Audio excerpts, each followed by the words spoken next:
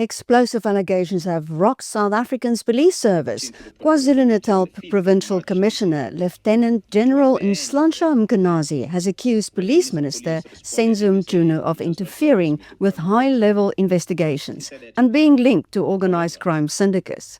In response, President Cyril Ramaphosa addressed the nation in a special family meeting, announcing a judicial commission of inquiry to investigate systemic corruption within law enforcement and justice institutions. To address these allegations and the implications of these allegations, I'm establishing a judicial commission of inquiry that will be chaired by Acting Deputy Chief Justice Mbuyiseli Madlanga. Justice Madlanga will be assisted by Advocate Ceci Baloyi, Senior Counsel, and Advocate Sandile Khumalo, Senior Counsel. The Commission will investigate allegations relating to the infiltration of law enforcement, intelligence, and associated institutions within the criminal justice system by criminal syndicates. Among the allegations that the Commission may investigate are the facilitation of organized crime, suppression or manipulation of investigations, inducement into criminal actions by law enforcement leadership, commission of any other criminal offenses, and intimidation, victimization or targeted removal of whistleblowers or officials that are resisting criminal influence. Minister Mchunu has been placed on special leave. So what are the political implications of these revelations? Will the Commission uncover deep-rooted corruption or simply be another lengthy inquiry? And what happens to the South African Police Service? To help us dive into this, we're joined in the studio by political analyst from Northwest University, Professor Theo Venter. Hi, Prof. Venter. Welcome again. Yes, thank you. And you made such a nice introduction of Nhlanhla Mkhwanazi. But maybe most symbolic is his middle name is Lucky. And maybe he will just be lucky to survive this whole process. Because when I saw this Sunday afternoon press conference, well choreographed, with him in his battle fatigues, surrounded by masked officers with guns, and then in front of him sitting the officials of the KwaZulu-Natal police in their uniforms, not in fatigues like himself, I thought, this man thought about this whole press conference. It's not as if it happened just on the spur of the moment. It was planned. And the question that I think one should ask before we get to the politics is, was this a preemptive move? Was he expecting maybe to be fired, or to be suspended, or in somehow to be moved to the side, and he then moved to preempt any of these moves? Well, what he caused was, in my view, the closest to an implosion of the top structure of the South African police as ever we've gotten to. It is a crisis under normal conditions. If somebody at the third level of governance, so in the South African police, you've got the National Commissioner, and then under the National Commissioner, it branches out to the police branch, the detective branch. So there you've got two senior generals, and then you've got the 9 provincial commissioners. Nhlanhla Mkhwanazi is at that level. For somebody at that level to go onto a press conference and call his superior, General Sibiya, a crook, and to refer to his political head, Minister Senzo Mchunu, corrupt, that would mean, under normal conditions, you will get fired the next day, because it's just unheard of. But Mkhwanazi survived. Now at least he's into his second week. That's why I think his middle name Lucky means something in this process. But a whole can of worms was opened here, to the extent that the state president, Cyril Ramaphosa, had to address the nation on Sunday in terms of the way forward, and that is what you said in your introduction. A commission of investigation, a judicial commission of investigation, was announced. Now we have their mandate in broad terms, but it's not yet been gazetted, so we can't give you any detail about it. But it was given 3 months for an interim report and kind of a 6-month end of commission. Although I think this problem is so complicated, I think it will go beyond 6 months. And there was the announcement of an acting police minister that will only be starting with his job on the 1st of August. So as we speak today, I can't tell you who is acting as Minister of Police from among the members of Cabinet, because I haven't seen an announcement about that yet. So, in all of this, let's talk about the police first, because before we get to the politics behind it. So, where is the general, Mr. Masemola, and all this? Has he commented? Funny, Masemola is missing in action. He made a statement. The only statement that I've seen was done last week. And the statement was about the so-called task team on political killings. Now, this task team on political killings created, in part, what we have. There are actually two major sources of this crisis. The one is somebody called Kat Matlala that got a huge tender from the police and things from a crime syndicate side. And then on this side, there is the task team on political killings that investigated this Kat Matlala, and that brought a whole thing. So what happened was the Minister of Police requested the National Commissioner to disband the task team on political killings. He did so right at the end of last year, on the 30th or the 31st of December. Now, in terms of South African law and administration, the minister may not intervene in operational matters. It's beyond his mandate. The head of the police, the National Commissioner, he cannot enter politics. He is responsible for operations. So the minister would request, and then the National Commissioner would execute. But it seems to us, according to the National Commissioner, he did not implement the disbandment of the task team. So part of the problem is that the senior commissioner, head of detective services, Shadrack Sibiya, somebody whose name was also part of the state capture situation, when he actually lost his job due to the Ndluli group in the crime intelligence that created a false kind of narrative. He got fired. They reappointed him. So he can be regarded as a victim of state capture, which got a better job afterwards. But he then went beyond the National Commissioner and started disbanding the task team, taking dockets away from KwaZulu-Natal. But here the thing becomes murky, because most of the work which the task team on political killings did was in Gauteng, not in KwaZulu-Natal. But here we've got the Provincial Commissioner of KwaZulu-Natal giving an indication of how crime in Gauteng impacted on KwaZulu-Natal. Now, let's stop for a moment. Probably the most active part of the South African economy is between Johannesburg, on the one hand, Gauteng then, and Durban, the harbor of Durban, with the national N3 in between.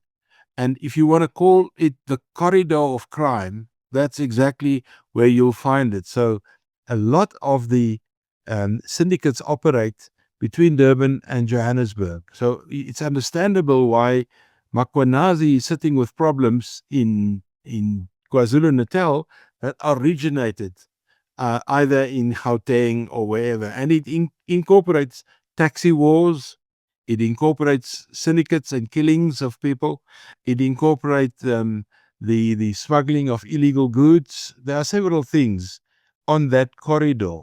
And that's why it is not so murky, and why Mkhwanazi, it seems to us, got involved in and picking out individuals in the syndicate world that caused Sibiya to unband, beyond the Commissioner of Police, this task team.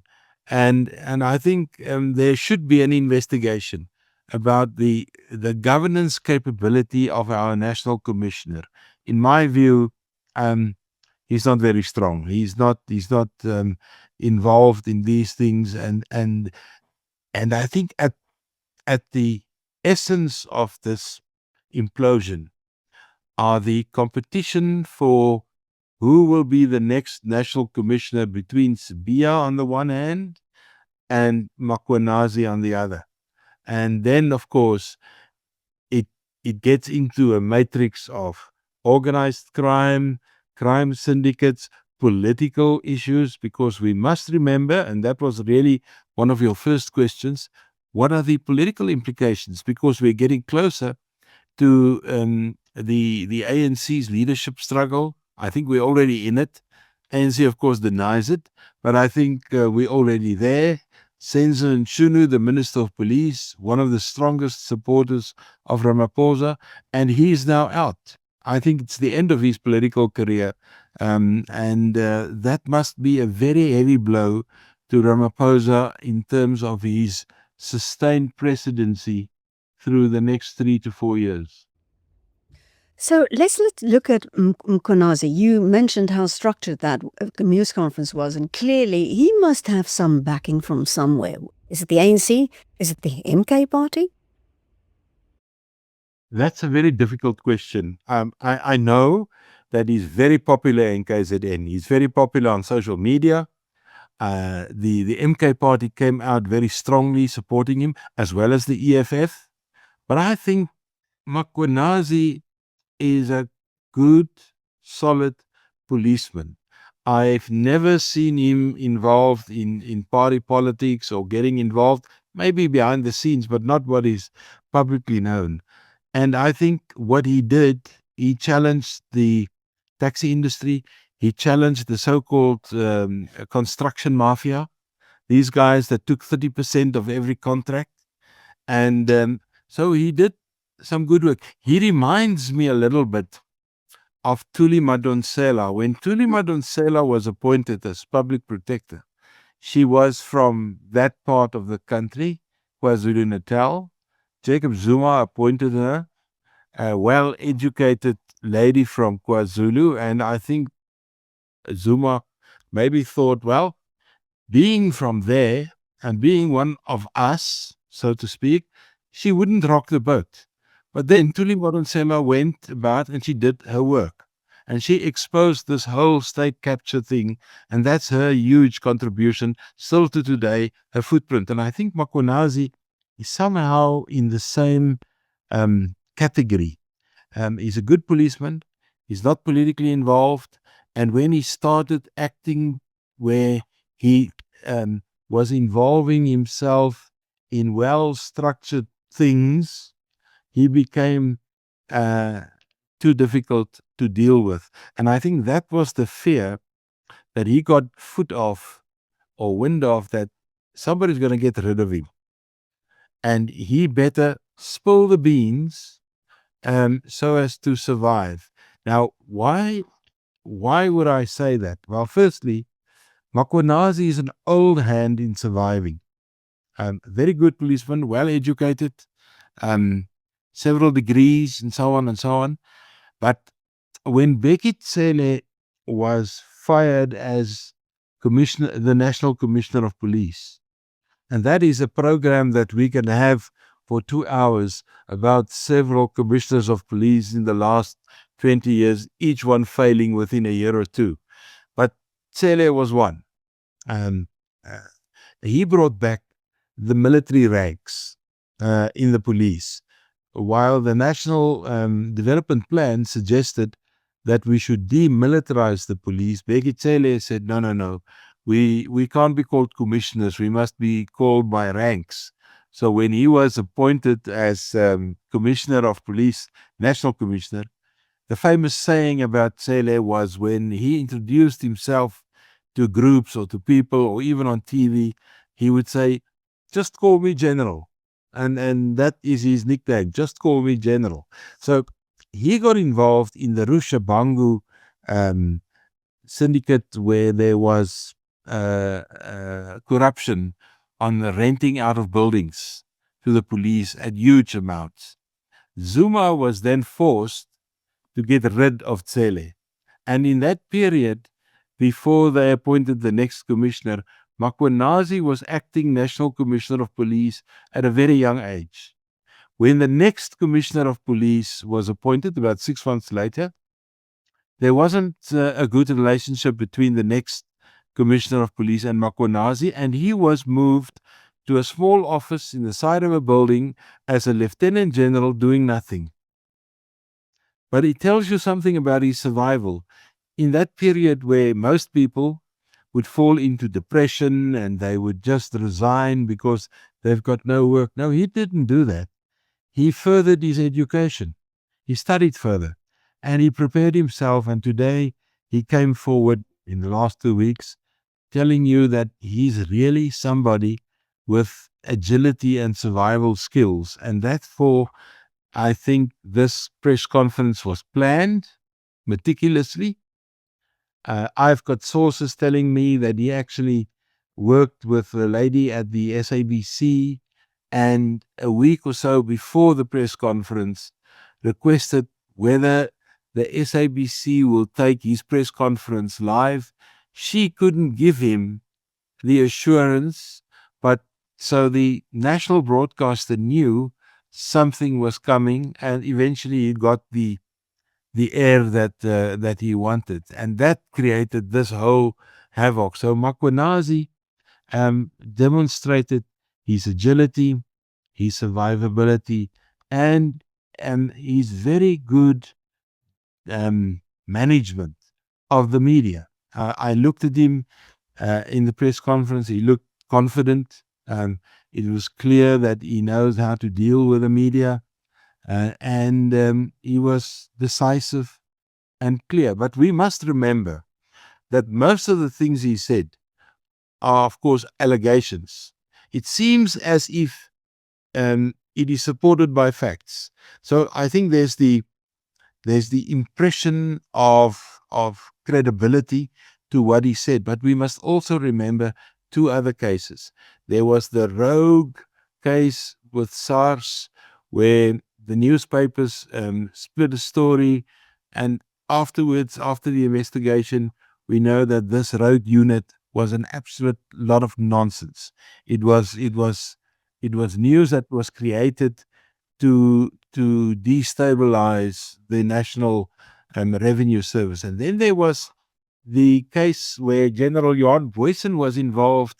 I think it was called the Cato Manor death squads or something, which after investigation that looked like solid stuff was found to be completely fake. So I think we must still wait for this commission to see whether these allegations made by Mkhwanazi are in fact credible. Well, these allegations clearly have to be researched and investigated.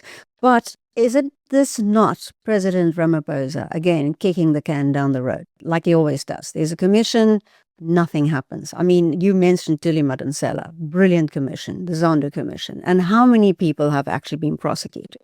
So is this where we are again? Commissions of investigation are typically, for those of the listeners that loves the game of rugby football, this is a typical kicking for touch.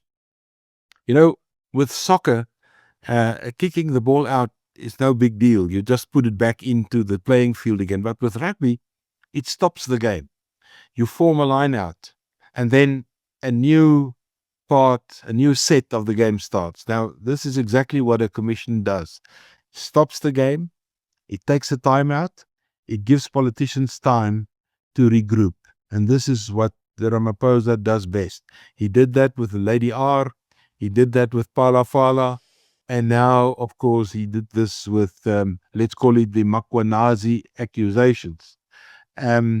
So the commission will spend 3 months, 6 months, maybe more, to investigate. It is a very, very complicated and extensive investigation.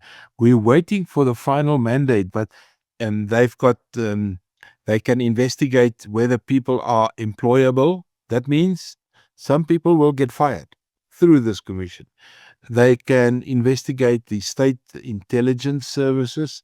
They can investigate the police. They can investigate the Metro Police. And they can investigate the NPA and elements of the judiciary, the magistrates as well as judges. So it's a very, very wide investigation. And therefore, I think the appointment of a retiring Deputy Chief Justice Madlanga was a good appointment because he's senior and he may be overlooking this whole thing. And what is also good about Madlanga is that he has been involved in 2 previous investigations that is not far away from what he's doing now. He was a member of the Farlam Commission. Now, you'll remember the Farlam Commission investigated the shooting there at Rustenburg at the mines a few years ago. And then he was also involved in the investigation on the suitability of Bekitsele staying on as Commissioner of Police. So he knows something about the policing situation and the complicatedness. But the question is, will they dig out the truth? Will they have the capacity to go so deep into those institutions? And a journalist yesterday or so, when I was in another interview, said that nobody lies better than the police themselves. So we're waiting to see what this is. But I think what is needed here is a total restructuring of the police, almost as if we are looking at the same commission, the Mufamadi Commission on Intelligence Services, where the Mufamadi Commission investigated the intelligence services and then came with proposals about how it should be structured, an internal branch and an external branch, almost like the British MI6, MI5 and those kind of things. And that purpose of that commission was rebuilding the structures. I think police are going to go through a very similar exercise, and the recommendations will, apart from recommendations on who can stay and who must go, I think the restructuring of the police in a very fundamental way is now necessary, because crime in South Africa is one of those things that just the police just cannot get control over crime. The amount of killings, deaths, we listen to these mass shootings in the United States from time to time. Every month there are 2 or 3. But if you come to South Africa, the amount of mass killings of a similar nature in the Cape Flats, or in the taxi industry, or in the killing fields in KwaZulu-Natal, if it's not more, it's similar to what is happening in the United States. But here with us, it's not news anymore, or it doesn't get the same kind of footage. That, I think, is part of the investigation. So, if I get you right, you're actually saying that the South African police is imploding. Yeah, that's that. The South African police now constitutes 180,000 members. They are now as big as the Defense Force was prior to 1994 during the Namibian-Angolan conflict. The military together with the reserve forces, amounted to 180,000 men. So it is huge. And it is as if crime just cannot get under control. So yes, there's a problem, and I think the problem is on top. The problem is not the normal policeman, but if the normal management is accused of being in bed with crime syndicates, then nothing prevents your normal policeman to do exactly the same at that level. So you need to get clarity, and you need to get the management sorted out so that that culture of good policing filters down to below. You can't start at the bottom. You must start at the top. So if the police is imploding in South Africa, what does it say for crime? Because you've just mentioned we have some of the highest crime statistics in the world. I'm very concerned. As an analyst looking at the situation over the last 30, 40 years, we have basically 4 national crises that we must manage. The one, of course, is well known, and that is the implosion of local government. With the exception of about 40 local governments, most of the 257 local governments are basically bankrupt. They're not sustainable. So that's crisis number 1. Crisis number 2 is a lack of maintenance of our infrastructure, that is roads and rail, including our harbors. Now that gets some attention now from the presidential side and some major work. And then the third one, of course, is crime. Now crime has a major impact on our 4th problem, and that is an economy that just cannot get off the ground. And let me just mention 2 or 3 things, how these things impact on each other. If with crime, where it is, it means that if you want to export things on your railway system, crime involves, therefore the stuff don't get to the harbors, or they involve themselves on the N3 and they have hijackings and truck jackings and this, that, and the other. There is the smuggling of issues, and of course they are crime syndicates which the police cannot get under control. And in some cases, what Mkhwanazi is claiming is that some police are hand in glove with these syndicates. Therefore, you can't work on them. Now, if crime is not under control, our biggest potential economic, I would say, gift, and that of our nature and tourism, is totally depleted. Because the one thing, if you look at tourism, the one thing that kills tourism is the fear of crime, or the fear that something will happen to you. Or Table Mountain must be very nice to go there, but if there's one killing on Table Mountain or a tourist get killed, it chases away thousands of others. So crime and tourism are closely aligned, and in South Africa, it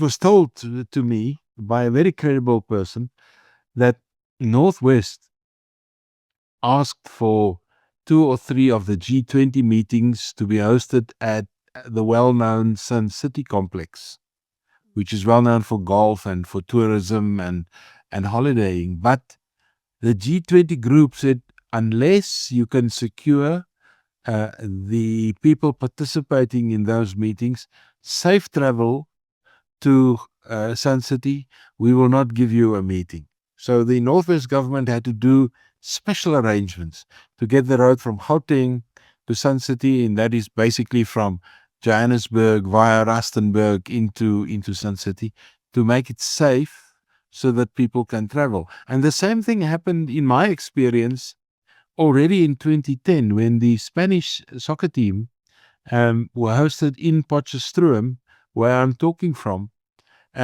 They basically forced us to extend the airport so that they can fly from every city back to Potch. They wouldn't drive by bus. They were scared of crime and hijackings on the roads. So that's how sensitive people are if there's an image that crime is out of control. So to get crime under control is a major portion of our economic upswing again. And currently, with the police imploding, it has severe economic implications. Where's Mr. Ramaphosa with all this? So he should know that. Why doesn't he really dig in and sort out the police? Yeah, it's a very good question. I know some of the people working very closely with President Ramaphosa, and every time we have this discussion, the one that you've posed to me, why is he waiting so long? Why is he sitting and playing with his fingers on issues? I always said, while Rome is burning. And they are telling me Ramaphosa is extremely strategic. And so I'm asking them all the time, show me that strategic. What I see is not strategy. What I see is he doesn't take decisions. For instance, Mkhwanazi should have been suspended by not following protocol last week. Nothing has happened to him. It's already 10 days after that speech, and he is still lucky, Mkhwanazi. So Ramaphosa is not going to do it because Mkhwanazi has now developed a huge popular following because people see in him a policeman that really reacts to crime. What Ramaphosa is going to do, that's my feeling, he's going to use this commission to ask Mkhwanazi to stand down. That means he did not take the decision. He never takes decisions of this nature. Even in the case of Zuma, he never took a decision to get Zuma out of his position. He used the Zondo Commission. He used other institutions to take decisions. And I think that's one of the failures of the Ramaphosa presidency, is the lack of decisive decision making. There is despite the 30% tariffs that Donald Trump has instituted against South Africa, there's a huge following of Donald Trump among certain sectors in South Africa. And part of it, I think, is where people see Donald Trump not for his linkages to Epstein or to his personality or this, but decisiveness. He takes a decision and he then follows through. And that's something that Ramaphosa is weak at. So should he have fired Mchunu? No,